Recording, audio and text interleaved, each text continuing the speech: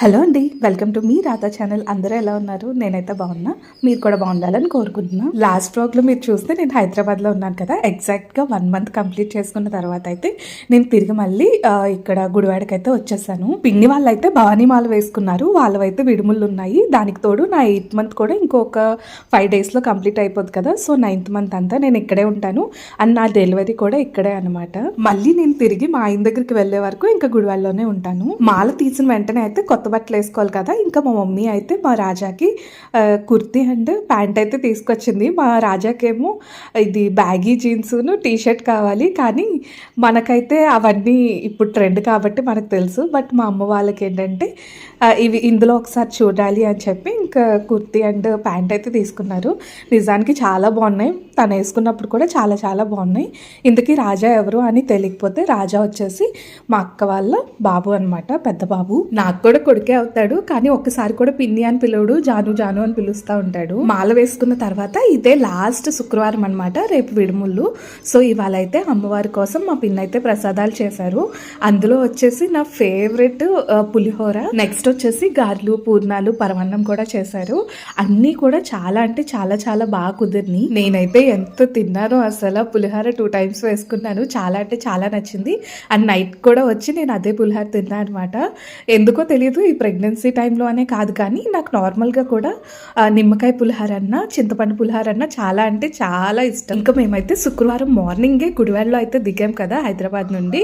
ఇంకా అలానే సరిపోయింది అనమాట. అమ్మమ్మ దగ్గరికి వెళ్ళి ఆ పిన్ని దగ్గర ఈ పిన్ని దగ్గర అలా మంచిగా అయితే టైం స్పెండ్ చేసేసాము. సో వ్లాగ్ అయితే ఏమీ తీయలేదనమాట. ఇది వచ్చేసి నెక్స్ట్ డే వ్లాగ్. ఇంకా ఇవాళ వచ్చేసి విడుముళ్ళు. మా పిన్ని వాళ్ళు, రాజా వీళ్ళంతా అయితే మార్నింగ్ వెళ్ళిపోయారు 8 o'clock కల్లా. నేనైతే నిద్ర లేగంగానే ఫస్ట్ బ్రష్ చేసి ఫ్రెష్ అయిపోయి స్నానం కూడా చేసేసాను, ఎందుకంటే ఇవాళ తల స్నానం కదా.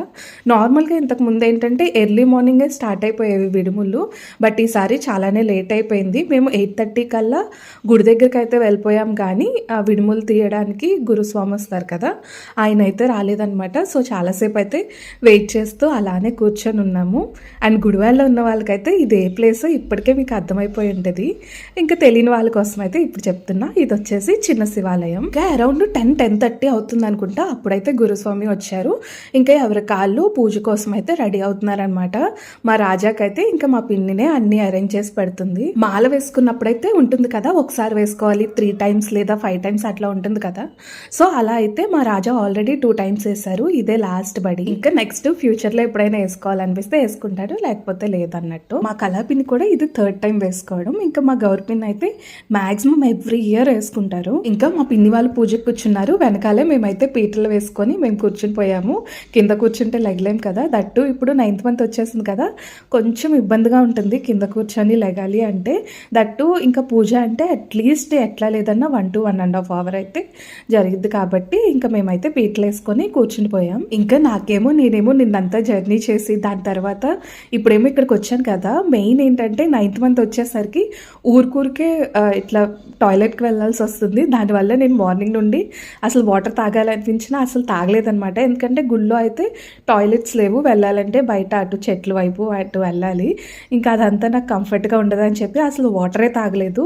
మధ్యాహ్నం అయ్యేసరికి అయితే కాళ్ళ నిండా నీళ్ళు వచ్చేసినాయి. కానీ ఇంకా 9th month వస్తే ఇది కామన్ అంట కదా, కొంచెం కాళ్ళకి నీళ్ళు పట్టడం, ఇంకా కొంచెం లైట్గా అప్పుడప్పుడు నొప్పులు రావడం, వాతం నొప్పులు అవి ఇవి ఉంటాయి అని చెప్పి మా పిన్ని వాళ్ళు మధ్యలో నన్ను అలర్ట్ చేస్తానే ఉన్నారు, ఎక్కువ టెన్షన్ పడద్దు అని చెప్పి. గురుభవాని వచ్చిన తర్వాత అయితే ఫస్ట్ ఇంకా ఇడుముళ్ళకి కావాల్సిన సామాన్లన్నీ అట్లా ప్లేట్లో పెట్టేసుకున్నారు. దాని తర్వాత అయితే శరణాలు చెప్తారు కదా, అవన్నీ కాసేపు చెప్పారు. నేను కూడా పార్టిసిపేట్ చేశాను, అంటే నేను చెప్పలేదు కానీ ఇట్లా జై భవాని అంటారు కదా, నేను కూడా అవన్నీ చెప్తా ఉన్నాను శరణాలు.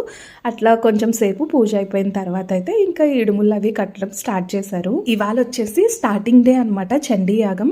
విజయవాడలో ఉన్న వాళ్ళకి బాగా తెలుసు, అక్కడ గిరి ప్రదక్షిణ అని అవన్నీ జరుగుతూ ఉంటాయి. సో ఇవాళ ఇడుముళ్ళు తీసుకొని వెళ్ళే భవానీలందరూ గిరి ప్రదక్షిణ చేసి తర్వాత దేవుడి దర్శనం అవన్నీ కంప్లీట్ చేసుకొని వస్తారు. లాస్ట్ ఒక్కసారి అయితే నేను వెళ్ళాను గిరి ప్రదక్షిణకి, దాని తర్వాత కుదరలేదు. గిరి ప్రదక్షిణకి అయితే ఇంట్లో ఫ్యామిలీ వాళ్ళందరూ కలిసి అయితే వెళ్తున్నారు. ఈసారి నాకు వెళ్ళడానికి కుదరదు, ప్రెగ్నెన్సీ టైం కాబట్టి. ఇంకా మా మమ్మీకేమో ఇవాళ నైటే హైదరాబాద్ ట్రైన్ ఉంది. సో అందుకనే మా మమ్మీ, నేను, అమ్మమ్మ తప్ప మిగతా వాళ్ళందరూ అయితే గిరి ప్రదక్షిణకి విజయవాడ అయితే వెళ్తారు. ఇక్కడేమో భవానీలందరూ సరే శరణాలు చెప్తా ఉన్నారు. ఇంకా గురుస్వామి ఏమో 1 by 1 అందరికీ విడుముళ్ళు అయితే కడుతున్నారు. వన్స్ విడుముల్లో వేయాల్సిన మెయిన్ సామాన్లు అన్నీ వేసిన తర్వాత అక్కడ బియ్యం ఉంటాయి కదా, ఇంకా మిగతా జనాలందరూ వచ్చి ప్రతి భవానికి 3 సార్లు అయితే 1 రూపీ కాయిన్ పెట్టేసి వేస్తారనమాట. ఒక్కసారి అదంతా అవ్వంగానే జనాలందరూ ఒకేసారి వచ్చేసారు. నేనైతే ఇటు పక్క నుండి దూరైతే వెళ్ళిపోయాను. ఓన్లీ మా 3 భవానీలకి మాత్రమే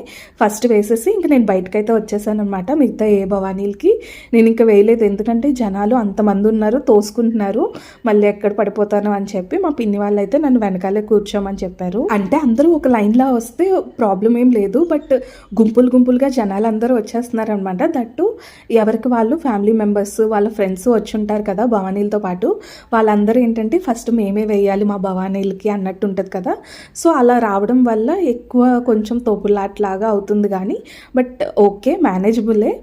ఇంకా మనలాంటి వాళ్ళు అయితే వెళ్ళలేము, మళ్ళీ నలిగిపోతాం కదా. నేనైతే ఇంకా సేఫ్ సైడ్గా మా పిన్ని వాళ్ళ వెనకాల అయితే కూర్చున్నాను. మ్యాక్సిమం టైమ్స్ నేనైతే ఈ విషయం గమనించాను, ఎప్పుడైతే ఇట్లా భవానీ పూజలు అలాంటివన్నీ జరిగినప్పుడు ఎవరో ఒక్కరికైనా ఇట్లా దుర్గామాత వాళ్ళ ఒంటి మీదకి వస్తారు కదా, అట్లా అయితే ఈ మొత్తం పూజలో అయితే ఇద్దరికైతే వచ్చారు.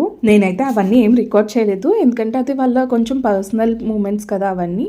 సో అందుకని అవి నేనైతే రికార్డ్ చేయలేదు. తర్వాత వాళ్ళకి ధూపం అది ఇచ్చి తర్వాత పసుపు నీళ్ళు అవన్నీ చల్లిన తర్వాత శాంతి ఇచ్చారనమాట. అరౌండ్ 1 o'clock అట్లా అవుతుంది. నాకేమో ఫుల్ ఆకలేసేస్తుంది, బట్ ఇంకా పూజ ఇంకా కొంచెం సేపట్లో అయిపోద్ది కదా అని చెప్పి వెయిట్ చేస్తున్నా, అందరం కలిసి ఒకేసారి తినేవచ్చు అని చెప్పి.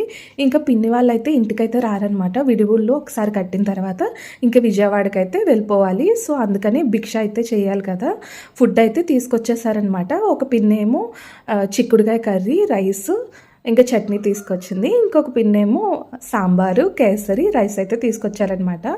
ఇంకా అవన్నీ మేము ఒక సైడ్ అయితే గుళ్ళోనే పెట్టేసుకున్నాము. మేమే కాదు, ఇక్కడ వచ్చే ప్రతి భవానీ అయితే ఫుడ్ అయితే తెచ్చేసుకుంటారు మధ్యాహ్నానికి. వన్స్ విడుముళ్ళు అయిపోయిన తర్వాత అయితే ఇంకా భిక్ష చేసేసి విజయవాడ అయితే స్టార్ట్ అయిపోతారు, ఎందుకంటే గిరి ప్రదక్షిణ అవన్నీ చేయాలి కదా.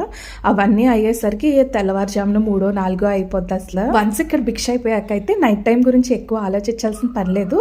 గిరి ప్రదక్షిణ చేసినప్పుడు అయితే ఎవ్రీ 10 to 15 స్టెప్స్కి ఎవరో ఒకరు ఏదో ఒకటి సేవ చేస్తూనే ఉంటారు. అలా నైట్ డిన్నర్ అయితే అక్కడే కంప్లీట్ అయిపోద్ది వాళ్ళకి. ఇదే ఫైనల్ స్టెప్ అనమాట. 3 సార్లు ప్రదక్షిణ చేసేసిన తర్వాత అయితే ఇంకా ఎవరి కాళ్ళు భిక్ష చేసేసి మేమేమో ఇంటికి వెళ్ళిపోయాము. ఇంకా పిన్ని వాళ్ళు అయితే గిరి ప్రదక్షిణ కోసమని విజయవాడ అయితే వెళ్ళిపోయారు. అంతే ఈ వీడియో. Bye bye.